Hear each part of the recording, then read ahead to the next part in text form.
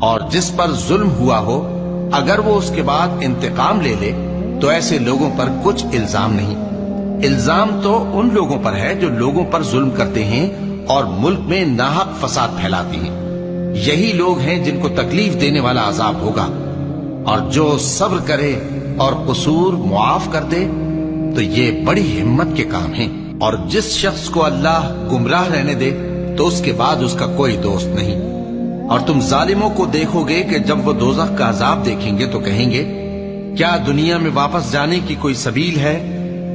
اور تم ان کو دیکھو گے کہ دوزخ کے سامنے لائے جائیں گے، ذلت سے عاجزی کرتے ہوئے چھپی نگاہ سے دیکھ رہے ہوں گے، اور مومن لوگ کہیں گے کہ گھاٹے میں رہنے والے تو وہ ہیں جنہوں نے قیامت کے دن اپنے آپ کو اور اپنے گھر والوں کو خسارے میں ڈالا۔